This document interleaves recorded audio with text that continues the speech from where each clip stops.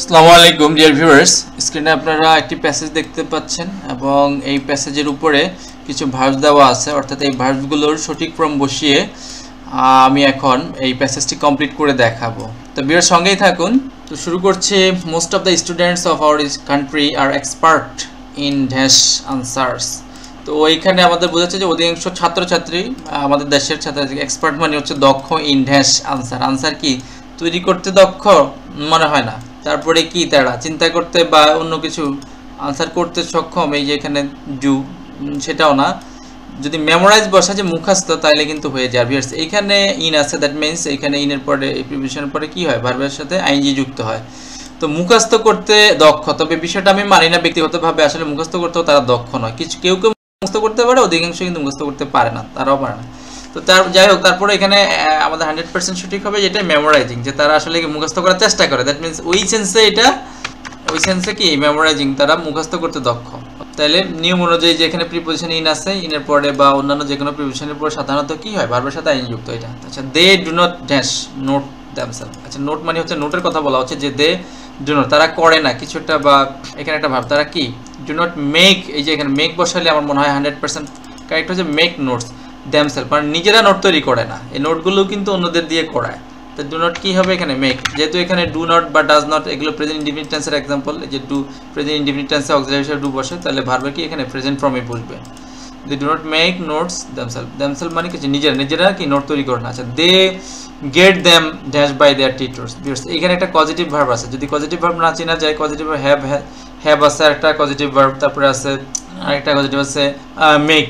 তো এই যে গেট এবং হ্যাভ থাকলে তারপরে ভার্ব, যে ভার্বটা বসে সেটা কি অবশ্যই ফার্স্ট পার্টিসিপল বসবে।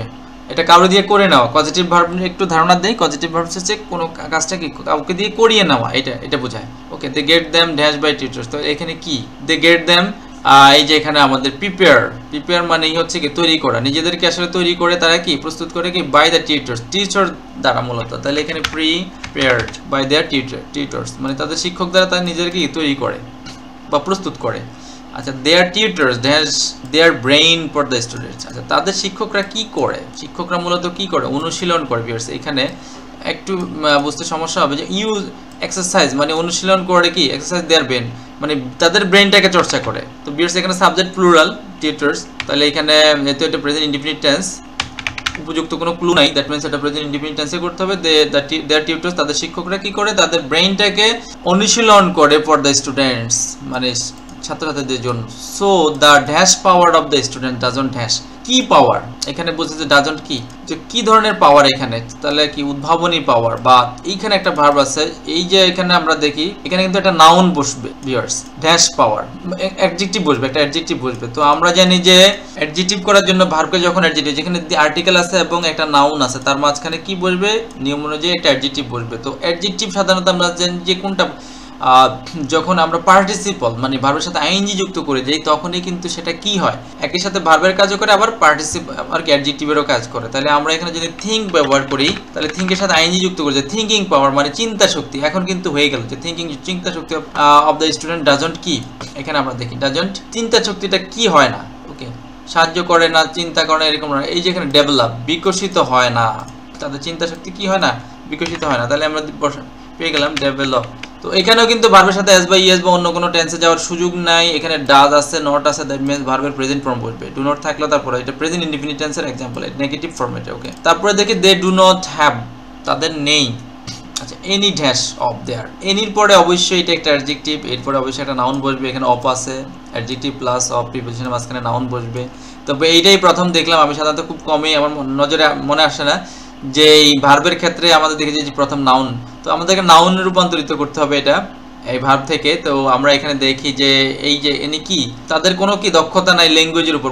এই কমান্ড কিন্তু নাউন হিসাবেও এটাকে নাউন এটা কিন্তু নাউন হিসাবে ব্যবহৃত হয়। অতএব এখানে কিন্তু আইএনজি যুক্ত করার কোনো প্রয়োজন নাই।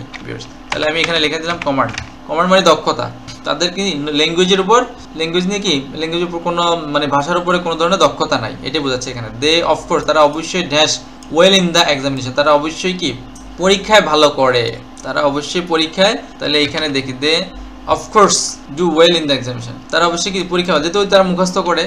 বাট ফর দিস এর জন্য they can dash no credit of their own, মানে নিজের জন্য। এখানে বলছে নিজের, তারা কি করতে পারে না, কোনো ক্রেডিট মানে হচ্ছে কৃতিত্ব, কৃতিত্ব কি করতে পারে না। এখানে দেখি আমাদের এই যে ক্লেম, দাবি করতে পারে না, ক্লেম, তারা কোনো কৃতিত্ব দাবি করতে না। ভিউয়ার্স আরেকটু টিপস দিয়ে নেই, যখনই আমরা এই ভার্বগুলো ব্যবহার করবো সঠিকভাবে তখন অবশ্যই ওই সকল ভার্বগুলোকে আন্ডারলাইন করে দেবো, তাতে আমাদেরকে বুঝতে সহজ হবে যে কোন ভার্বগুলো বাকি আছে। আমি এখানে দাগাঙ্কিত করি নাই, আপনারা অবশ্যই যখনই সলভ করবেন যে সঠিকভাবে তখন এইভাবে আন্ডারলাইন করে দিবেন একটা একটা করে, ঠিক আছে? তাহলে যেমন এইভাবে এই যে আন্ডারলাইন করে দিলাম, তাহলে বোঝা যাবে যে ওই ভার্বটা আমার প্রয়োজন নাই। দেখেন ক্লেম নো ক্রেডিট, তারা নিজেদের জন্য কি এই যে অফ দেয়ার ওন, মানে নিজেদের কোনো কৃতিত্ব কি দাবি করতে পারে না, এটাই বলছে।